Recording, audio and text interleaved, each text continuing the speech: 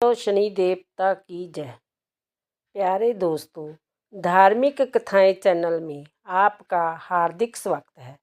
दोस्तों, आज मैं अपनी वीडियो में आपके लिए लेकर आई हूँ शनि देव की कथा। शनि देव जिस पर मेहरबान हो जाए उसका जीवन संवर जाता है। उस व्यक्ति को धन संपत्ति, सुख, मान सम्मान सब कुछ प्राप्त हो जाता है। उसके जीवन में शांति और सुकून का वास होता है, तरक्की को रास्ता मिलता है। वही अगर शनि का शुभ प्रभाव व्यक्ति की जिंदगी पर दिखे तो जीवन दुख और कष्टों से भर जाता है। इंसान की प्रगति रुक जाती है, व्यापार में घाटा हो जाता है, घर में क्लेश होने लगता है और मान सम्मान का हनन होता है। शनिवार के दिन यदि शनि देव की कथा सुनी जाए तो आप पर शनि देव की कृपा और आशीर्वाद बना रहेगा। दोस्तों, यदि आपने यूट्यूब चैनल धार्मिक कथाएं लाइक और सब्सक्राइब नहीं किया तो ज़रूर करें। बेल आइकन दबाना ना भूलें जो आने वाली सभी वीडियोज़ की जानकारी आपको सबसे पहले हो सके। वीडियो को पूरी सुनने के बाद कमेंट बॉक्स में जय शनिदेव लिखना ना भूलें। दोस्तों, शनिवार के दिन पीपल के पेड़ के नीचे तिल के तेल का दीपक जलाएं। शनिवार के दिन काली उड़द के दाल का दान जरूर करें। काले कुत्ते को रोटी जरूर खिलावें।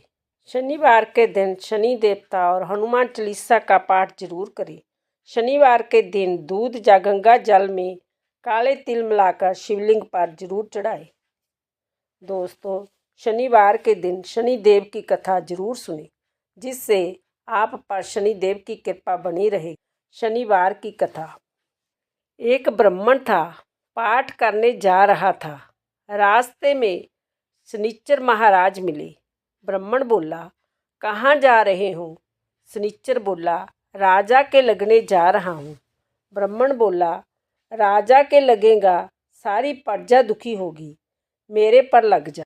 शनिदेव बोले, कितने समय के लिए? तो ब्राह्मण बोला, 7 साल की ना उठी जाए, 5 साल की ना उठी जाए, 2.5 साल की ना उठी जाए, 1.25 साल की ना उठी जाए, 1.25 पहर की ओट ली। राजा नदी के किनारे जाकर बैठ गया। आसन बिछा के पाठ करने लगा। ओम नमो भगवते वासुदेवाय नमः, ओम नमो भगवते वासुदेवाय 5 बार कह के माला फेरने लगा। नदी में 2 मतीरे बहे जा रहे थे। उसने निकाल के गोडे के नीचे रख लिए। राजा के लड़कों के सिर बन गए। एक आदमी ने देखा राजा के लड़के के सिर काट के रखे हैं, तो ब्राह्मण ने कहा, किसी से कहिए मत, ना करे, दशा लग रही है। उसने 1 से कही, 2 से कही, सारी नगरी में फैल गई। राजा ने आदेश दिया, ब्राह्मण को सूली पे चढ़ा दो। सोने की कढ़वाई तो भी टूट गई, चांदी की सूली कढ़वाई तो भी टूट गई, तांबे की कढ़वाई तो भी टूट गई, लोहे की कढ़वाई तो भी टूट गई, जो कढ़वावे तो वो ही टूट जाए। इतनी देर में 1.25 पहर पूरा हो गया। राजा के लड़के खेलते खेलते आ गए। रानी बोली, महाराज, ब्राह्मण सूली पे चढ़ा दिया होगा, हमारा कैसे पाप उतरेगा? राजा बोला, जाके देखो। देखो तो ब्राह्मण पाठ कर रहा है। ब्राह्मण क्या ज्ञान बज्ञान जाने था। बोला, मैं तो कुछ भी नहीं जानता, मैं तो पाठ करने जा रहा था। रास्ते में शनिदेव महाराज से बोला, कहाँ जा रहे हो? बोला, राजा के लगने जा रहा हूँ। मैं बोला, राजा के लगेगा तो सारी प्रजा दुखी होगी, मेरे पर लग जा।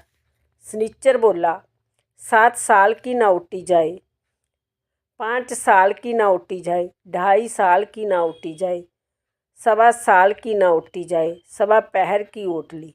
1.25 पहर में ऐसे रंग दिखाए, कहने लगा, इसकी कैसे दशा उतरे।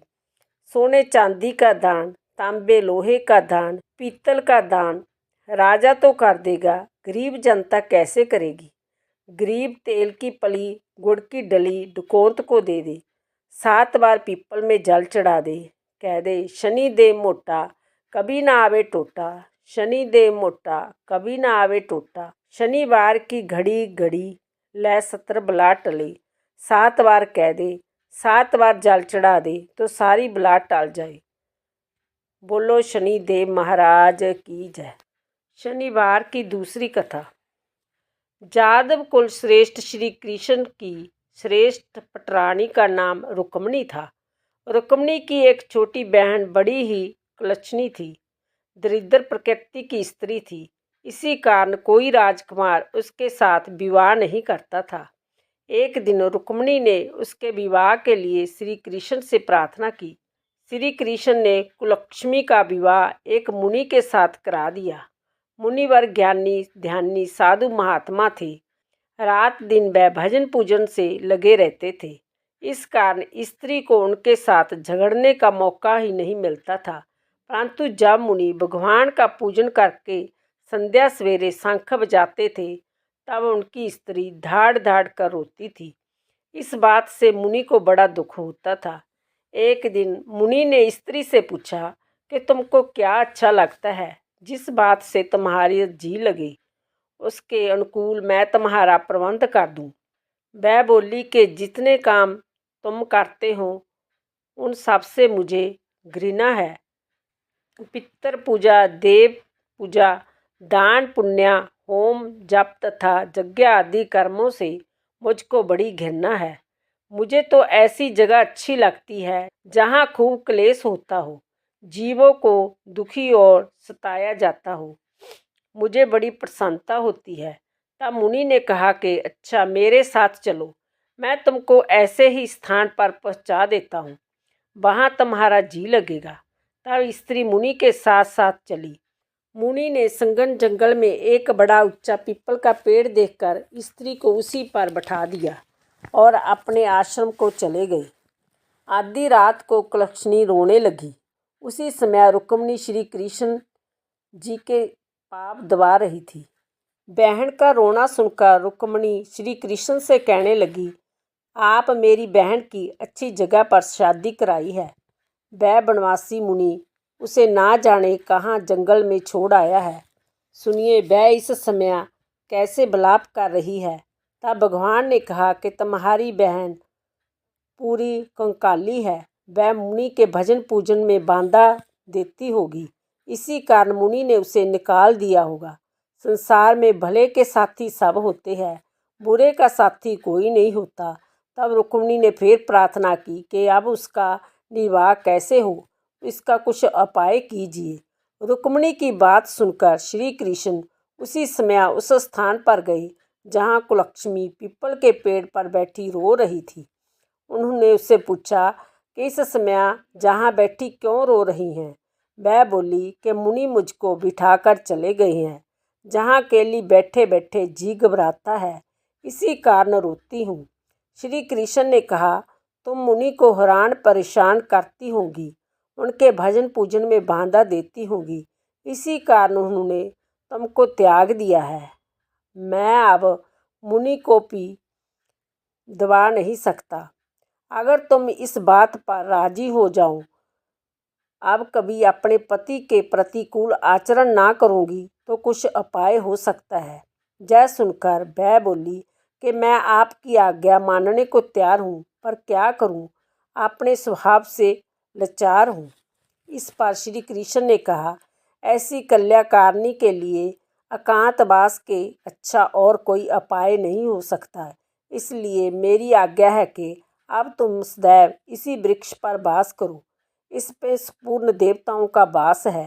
मेरी अर्धांगिनी लक्ष्मी का भी इसी में निवास है। शनिवार के दिन जो कोई सूर्योदय से पूर्व पीपल के वृक्ष की पूजा करता है वह तो लक्ष्मी जी को पहुँचेगा, परंतु जो सूर्योदय के बाद पीपल की पूजा करेगा वह पूजन तुमको अर्पित होगी। पुण्य जिनकी पूजा तुमको मिलेगी उन्हीं के घर में तुम्हारा वास होगा। बोलो लक्ष्मी माता की जय। बोलो शनिदेव महाराज की जय।